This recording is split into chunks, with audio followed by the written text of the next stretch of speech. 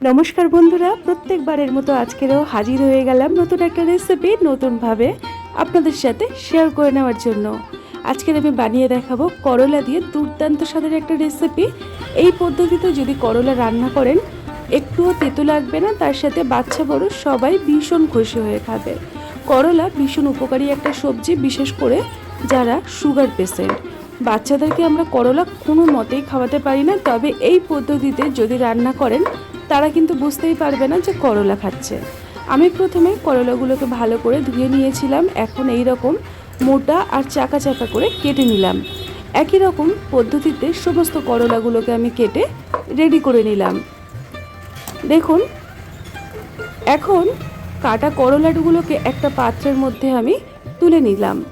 দিয়ে দিলাম স্বাদ মতো লবণ, আর দিয়ে দেব অল্প একটু হলুদ গুঁড়ো। দিয়ে সব কিছুর সাথে খুব ভালো করে ম্যারিনেট করে নেব। খুব সামান্য পরিমাণের লাল লঙ্কার গুঁড়ো আমি এখানে অ্যাড করে দিয়েছিলাম। এইভাবে ম্যারিনেট করে করলাগুলোকে রেখে দেব। আর যে করলার দানাগুলো একটু পেকে যাবে সেগুলোকে আমি একটু বাদ করে দিলাম। দেখুন, করলাটাকে ম্যারিনেট করে আমি সাইড করে দিয়েছি। এখন একটা কড়াই গ্যাসের উনানে বসিয়ে দিয়েছি আর দিয়ে দিলাম পর্যাপ্ত পরিমাণে রিফাইন তেল।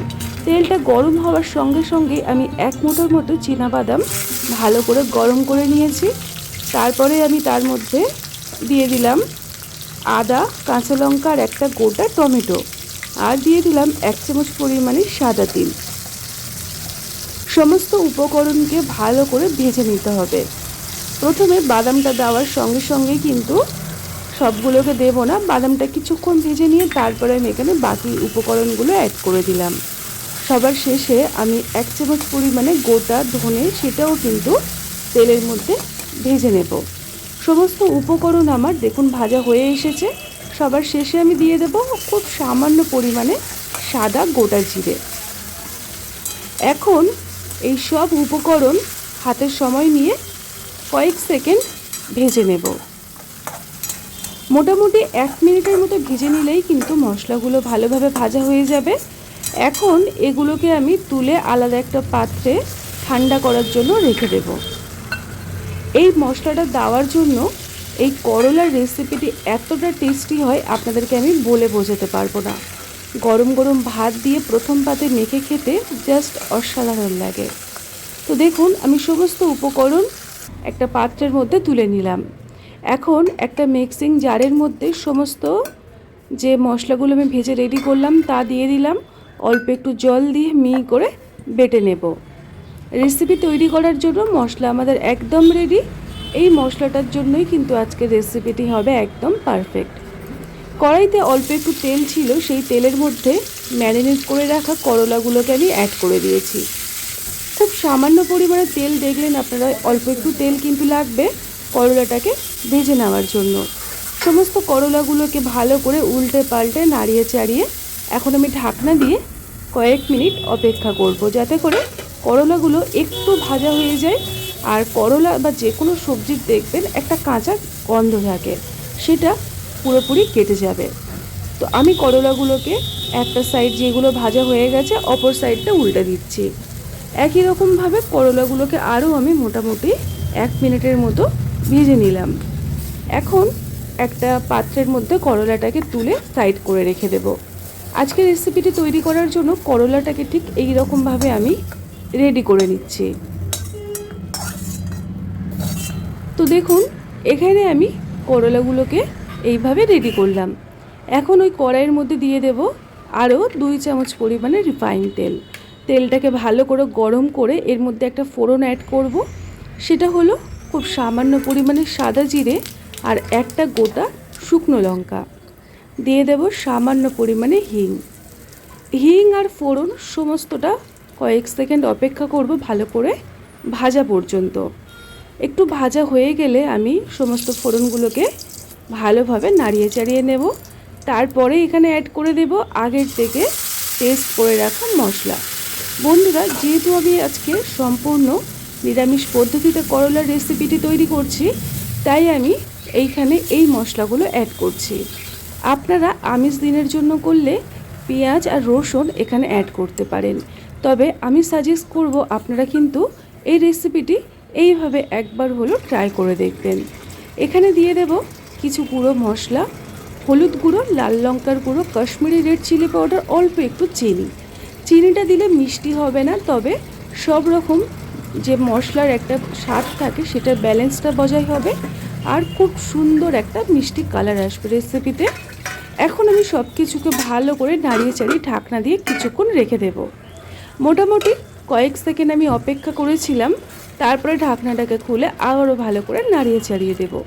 যেহেতু এই মশলার মধ্যে চীনা বাদাম রয়েছে, বাদাম খুব তাড়াতাড়ি দেখবেন কড়াইয়ের তলাতে লেগে যায়, তাই অনবরত নাড়িয়ে চাড়িয়ে এর মধ্যে আমি দিয়ে দিলাম আগের থেকে রেডি করে রাখা করলা।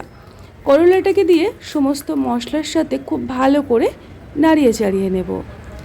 তারপরে এখানে দিয়ে দিতে হবে স্বাদ মতো লবণ।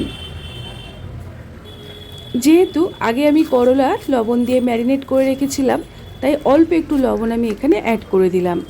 লবণটাকে দিয়ে আবারও ভালো করে সব কিছুর সাথে একদম ভালোভাবে নাড়িয়ে চাড়িয়ে এক জায়গায় জড়ো করে এটাকে আমি ঢাকনা দিয়ে কিছুক্ষণ রেখে দেব। বন্ধুরা, এই রেসিপির কালার কিন্তু সম্পূর্ণ চেঞ্জ হয়ে যাবে। দেখুন, আমি মোটামুটি 2 থেকে 3 মিনিট পরে ফিরে এলাম, আর দেখছেন তেলগুলো কত সুন্দরভাবে মশলার থেকে আলাদা হয়ে যাচ্ছে। এই রেসিপিতে বন্ধুরা খুব কম তেল মশলা প্রয়োজন, কিন্তু রান্নাটা হয় ভীষণ একদম অন্যরকম। তো আমি ঢাকনাটাকে খুলে সব কিছুকে ভালো করে নাড়িয়ে চাড়িয়ে নিলাম। একটু তলার থেকে লক্ষ্য করলাম নিচে লেগে যাতে না যায়। এখন সমস্ত মশলা এবং করলা সবটাই ভালো করে নাড়িয়ে চাড়িয়ে এখন আমি এখানে দিয়ে দেব অল্প একটু আমচুর পাউডার। আমচুর পাউডারটা দিলে করলা ভীষণ টেস্টি হবে, একটু টক টক ভাব আসবে আর তেতো ভাব একদম কেটে যাবে। আপনাদের হাতের কাছে যদি সেই মুহূর্তে না থাকে তাহলে কি করবেন, আপনারা পাতিলেবুর রস অ্যাড করতে পারেন বা ভিনেগার দিতে পারেন, তাতেও কিন্তু তেতো ভাবটা কেটে গিয়ে ভীষণ ভালো টেস্ট হয়। আমি আরও 1 থেকে 2 মিনিট ঢাকনা দিয়ে ফুটিয়ে নিয়েছিলাম, আর রেসিপিটি দেখুন একদম আমার তৈরি হয়ে গেছে। করলাগুলো মাখনের মতো নরম হয়ে যাবে। সবার শেষে কিছুটা পরিমাণে ফ্রেশ ধনেপাতা কুচো দিয়ে আমি এটাকে সার্ভ করে নেব। এই রেসিপিটি তৈরি হবে এই রকমই গা মাখা আর শুকনো শুকনো একদম ভাত দিয়ে গরম গরম মেখে খেতে দুর্দান্ত লাগে।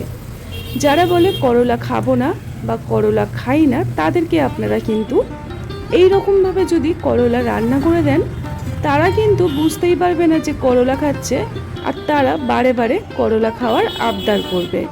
তো বন্ধুরা, রেসিপিটি যদি ভালো লাগে প্লিজ ট্রাই করবেন, আর আমাকে একবার হলেও জানিয়ে যাবেন রেসিপিটি আপনাদের কেমন লেগেছিল।